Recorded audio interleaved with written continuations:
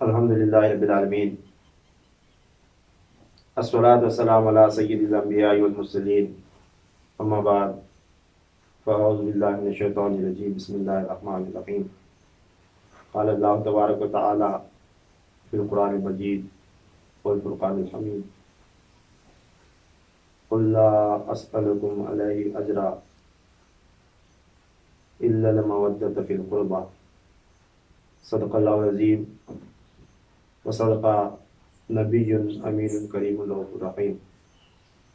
وقال اللہ تبارک و تعالی فی شانہ حبیبہ المصطفیٰ، ان اللہ وملائکتہ یصلون علی النبی یا ایھا الذین آمنوا صلوا علیہ وسلموا تسلیما، اللہم صل علی سیدنا شفیعنا حبیبنا نبینا مولانا محمد وعلی آلہ وصحبہ وبارک وسلم، صلوا علیہ صلاۃ و سلام علیک یا رسول اللہ صلی اللہ علیہ وسلم۔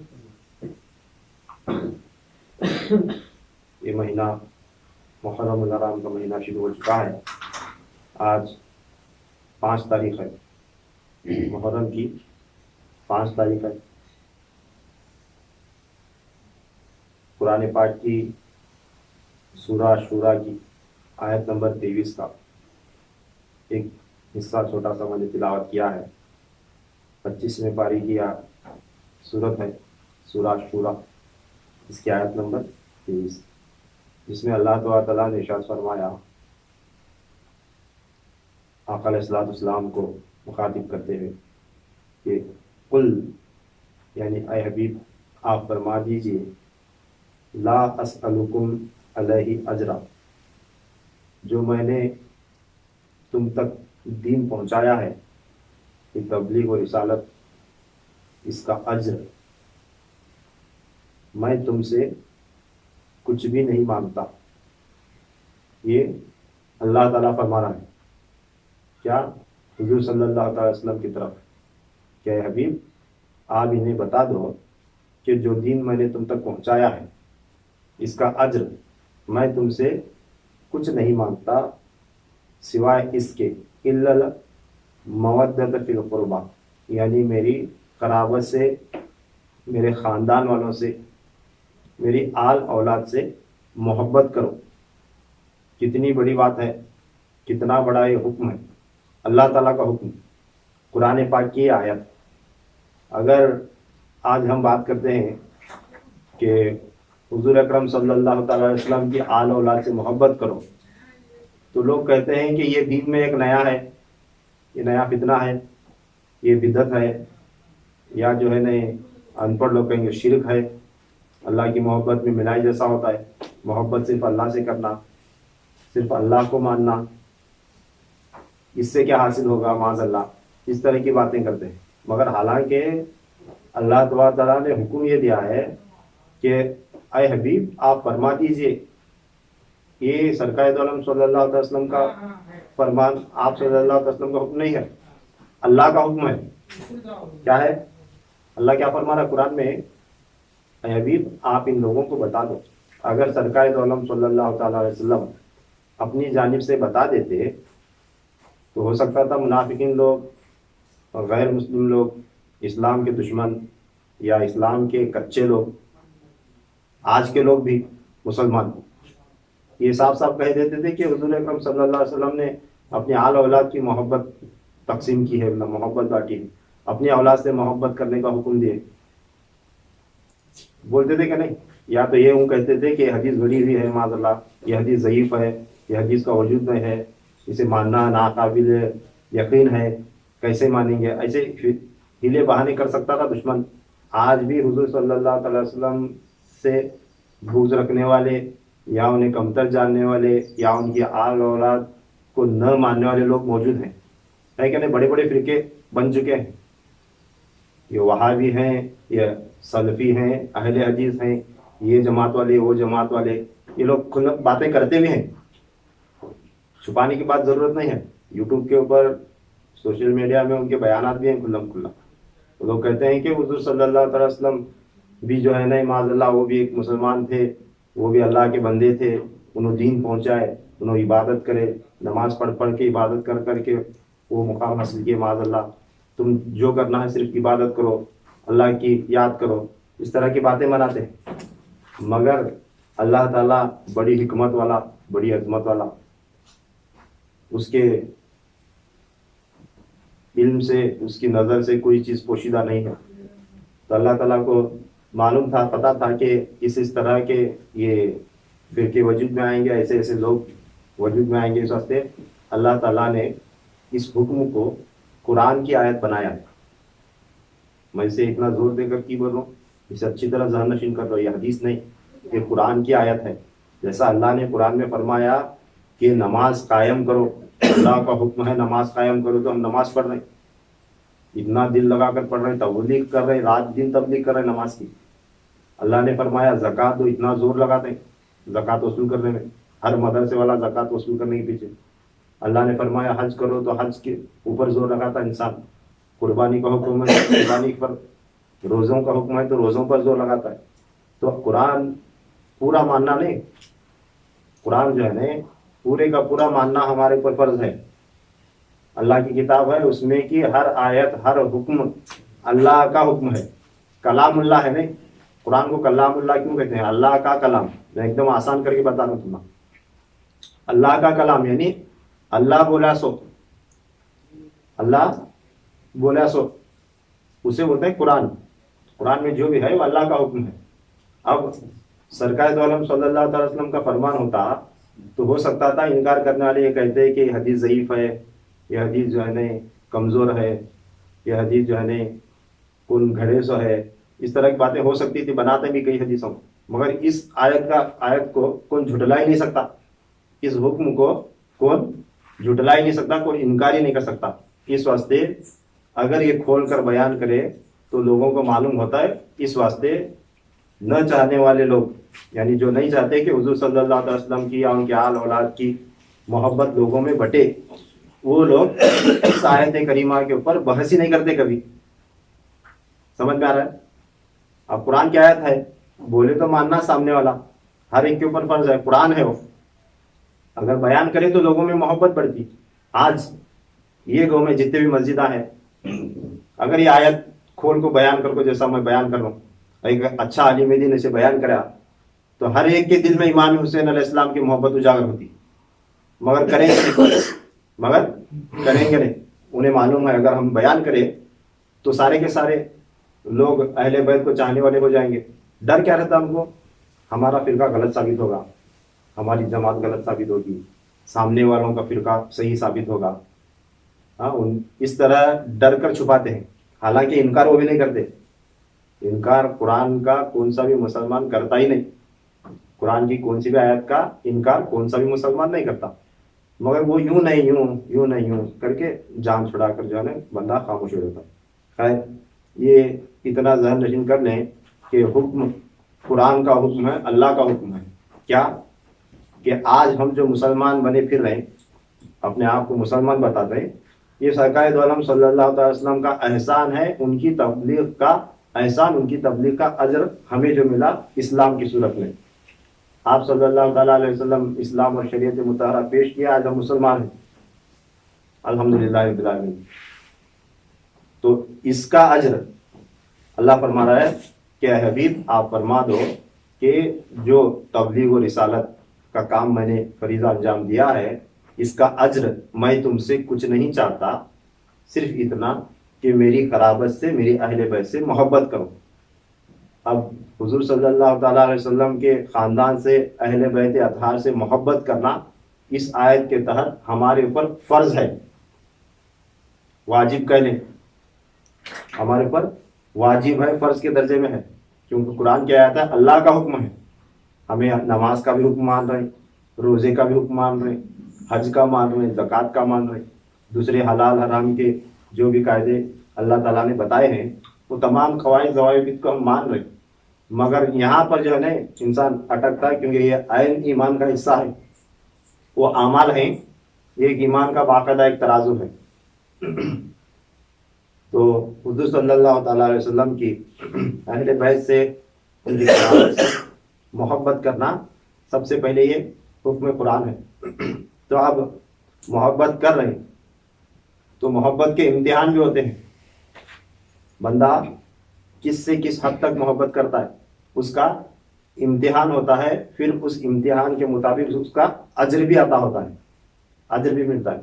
تو آج چونکہ محرم کی 5 تاریخ ہے، آج 5 تاریخ کے دن جن شہداء کی شہادت ہوئی میدان کربلا میں، کم و بیش غالباً 19 لوگ 5 تاریخ کو شہادت پائے ہیں، 19 لوگ 5 تاریخ کو شہادت پائے ہیں میدان کربلا میں، کیونکہ تاریخ جو ہے نا کربلا کا جو واقعہ ہوا، میدان کربلا میں جو شہادتیں ہوئی وہ محرم کی 1 تاریخ سے شروع ہو چکی تھی، 1 تاریخ سے 10 تاریخ نماز ظہر تک، جمعہ کی نماز تک باقاعدہ ایک کے بعد دیگر شہید ہوئے ہیں کربلا کے میدان میں۔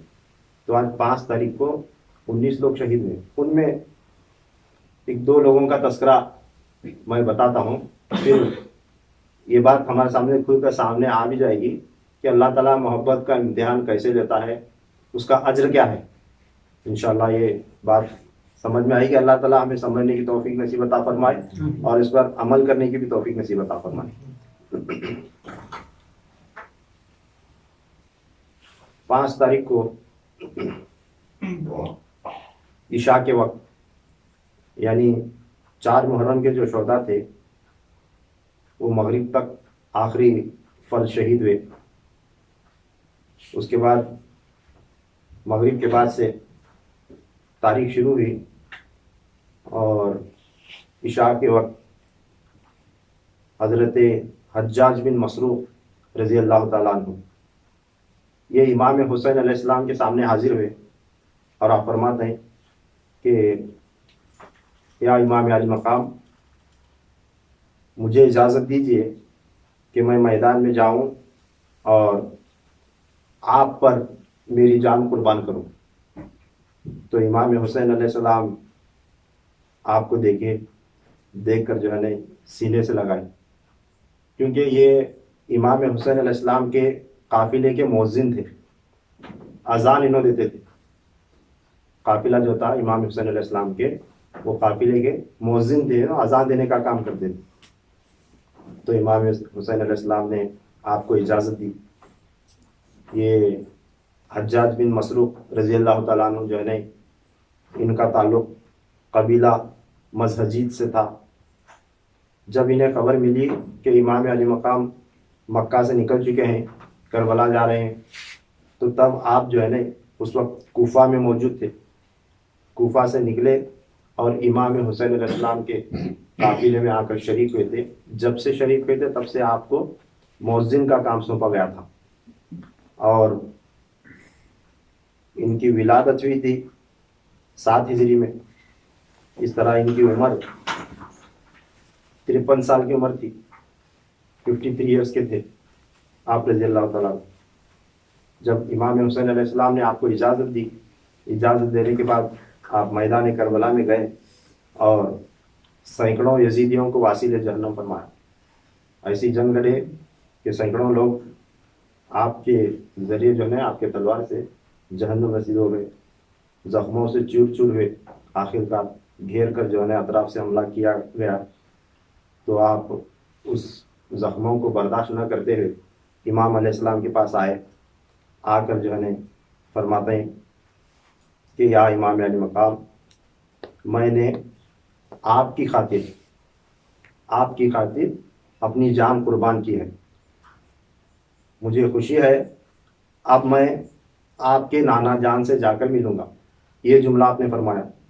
امام بولے، امام علی مقام فرماتے ہیں کہ اے حجاج، ان قریب ہم بھی آپ سے آ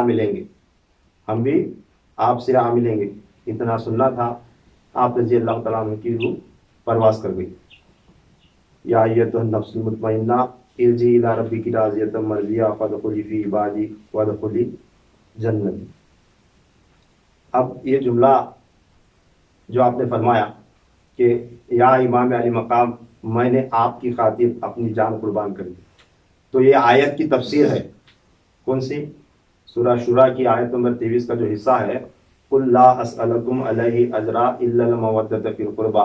اے حبیب، آپ ان سے فرما دو کہ میں نے جو تبلیغ و رسالت جو دین تم تک پہنچایا ہے، اس کے بدلے میں اجر کچھ نہیں مانگتا، صرف اور صرف میری اہل بیت سے محبت کرو۔ تو امام حسین علیہ السلام کی خاطر جان قربان کر کے انہوں نے ثبوت پیش کیا کہ میں نے اس آیت پر عمل کرنے کی کوشش کی ہے، عمل کی ہے۔ صحیح ہے کہ نہیں؟ تو امام حسین علیہ السلام کے خاطر آپ فرمائے کہ میں نے، یا امام میں نے آپ کی خاطر اپنی جان قربان کر دی، تو یہ محبت کا ثبوت پیش کیے۔ یہ نہیں فرمائے کہ میں نے جو ہے نا اللہ کی خاطر، جملہ غور کرنے کا ہے، کیا فرما رہے ہیں؟ آپ کی خاطر، کیونکہ حضور صلی اللہ تعالیٰ علیہ وسلم نے جو آیت انہیں بتائی تھی، ان تک پہنچائی تھی کہ اللہ تعالیٰ کا فرمان تھا کہ جو دین، جو مسلمان تم بن کر پھر رہے ہو، جس مسلمانی کو تم نے اپنایا ہے، اس کا اجر کیا دینا؟ اس کا اجر میں تم سے دوسرا کچھ نہیں چاہتا، صرف اور صرف میری اہل بیت سے محبت کرو۔ تو آپ فرماتے ہیں کہ یا امام میں آپ کی خاطر میں نے اپنی جان قربان کی۔ تو امام فرماتے ہیں، اور آگے ان کا جملہ ہے کہ مجھے خوشی ہے، میں نے آپ کی خاطر میں اپنی جان قربان کی، اور مجھے خوشی ہے کہ اب میں آپ کے نانا سے جا ملوں گا، کیونکہ آپ صلی اللہ تعالیٰ علیہ وسلم کا جو فرمان تھا میری اہل بیت سے محبت کرو، آپ اس کی تفسیر بیان فرما رہے ہیں۔ ان کا فرمان تھا میں نے آپ سے محبت کی، آپ کی محبت میں میری جان دی، اور اب میں آپ کے نانا سے جا کر ملوں گا۔ تو کیا معلوم ہوتا ہے؟ تو اہل بیت کے اوپر مر مٹنے والا وہی جو ہے نا سرخرو ہو کر سرکار دو عالم صلی اللہ علیہ وسلم کی بارگاہ میں پہنچ سکتا ہے۔ وہ اسے کہنے کا حق ہے کہ میں جا کر رسول اللہ صلی اللہ علیہ وسلم سے ملوں گا، میں صلی اللہ تعالیٰ علیہ وسلم سے ملوں گا۔ نمازی بہت آئیں گے، پورے مسلمان آئیں گے، ہم نے اتنی نمازیں پڑھی، کئی حجاج آئیں گے، ہم نے اتنے حج کیے، کئی جو ہے نا زکوٰۃ دینے والے آئیں گے، کئی روزے دار آئیں گے، مگر امام حسین علیہ السلام کے خاطر جان دینے والے، ان کا مرتبہ الگ، ان کا مقام ہی الگ، اہل بیت کو چاہنے والوں کا مقام مرتبہ الگ۔ اس واسطے آپ صلی اللہ علیہ وسلم نے فرمایا بروز محشر جب افراتفری کا عالم ہوگا، نفسا نفسی کا عالم ہوگا، اس وقت میرے اہل بیت اور ان کو چاہنے والے جنت میں ایک جگہ آرام سے بیٹھے ہوئے ہوں گے، ان پر نہ کچھ خوف ہوگا، نہ ڈر ہوگا، نہ حساب کتاب ہوگا، نہ ان پر نفسا نفسی کا عالم طاری ہوگا۔ صحابہ نے پوچھا یا رسول اللہ ایسے عالم میں آپ کے اہل بیت اور آپ کے اہل بیت کو چاہنے والے وہ کیا کر رہے ہوں گے؟ آقا اسلام فرماتے ہیں کہ اللہ تعالیٰ ان کی خاطر جنت میں دسترخوان لگائے گا، وہ اس پر بیٹھ کر جنتوں کی نعمتیں کھا رہے ہوں گے۔ سب لوگ حساب کتاب کے چکر میں دوڑ لگا رہے ہوں گے، مگر اہل بیت کو چاہنے والے اہل بیت کے ساتھ بیٹھ کر دسترخوان پر کھانا کھا رہے ہوں گے۔ تو یہ فرق ہے۔ تو اللہ تعالیٰ ہمیں جب تک ہمارے جسم میں جان ہے، اللہ تعالیٰ ہمیں اہل بیت سے محبت کرنے کی توفیق نصیب عطا فرمائے۔ اللہ کے حکم کے ساتھ ساتھ نماز روزہ شریعت کے ساتھ ساتھ سب سے بڑھ کر جو ہے نا سب پہلی جو چیز ہے فرائض کے بعد وہ اہل بیت کی محبت ہے۔ اگر اہل بیت کی محبت نہیں ہے تو کون سا اعمال بھی قبول نہیں۔ تو حضرت حجاج بن مسروق رضی اللہ تعالیٰ عنہ 53 سال کی عمر میں امام حسین علیہ السلام کے قافلے میں شریک ہوئے اور آپ نے شہادت پائی، جو امام حسین علیہ السلام کے قافلے کے مؤذن تھے۔ پھر ان کے بعد جنہوں نے شہادت پائی ان کا نام ہے حضرت حنظلہ بن اسد نخلی شیبانی رضی اللہ تعالیٰ عنہ۔ آپ کا تعلق قبیلہ ہمدان سے تھا، اور آپ ایک فصیح و بلیغ خطیب تھے اور بڑے بہادر انسان تھے۔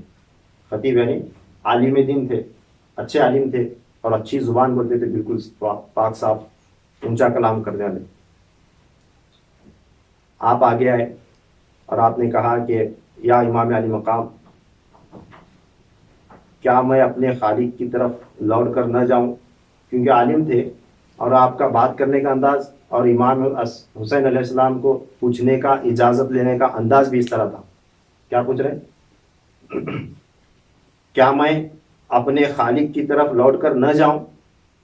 میں بھی جا کر اپنے بھائیوں سے ملاقات کرنا چاہتا ہوں، میں بھی اپنے بھائیوں سے جا کر ملاقات کر لوں، یہ اجازت آپ نے چاہی۔ تب امام علی مقام کا جملہ فرمان سنو۔ اب یہ عالم تھے، مگر جیسا بھی عالم کیوں نہ ہو، کیسا بھی خطیب کیوں نہ ہو، جتنی بھی فصیح زبان کیوں نہ ہو، وہ اہل بیت کے سامنے چھوٹا ہی ہے۔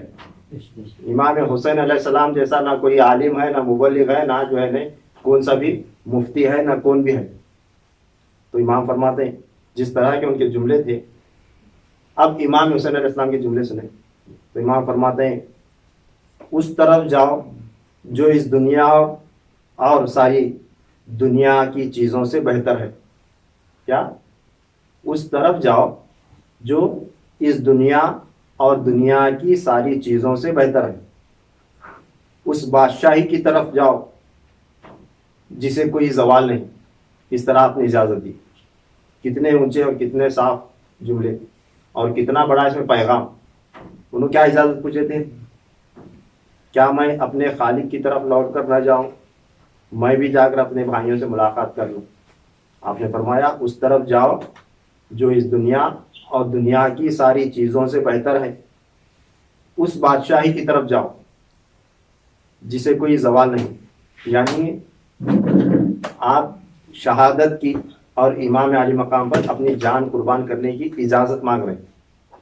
امام حسین علیہ السلام اپنے حکم میں ان کو یہ پیغام سنا رہے ہیں کہ جاؤ، تم وہاں جاؤ گے جو یہ دنیا اور اس دنیا کی ساری چیزوں سے بہتر ہے. کیونکہ کربلا کا جو واقعہ ہو رہا تھا وہ ہو ہی رہا تھا دنیا کی خاطر.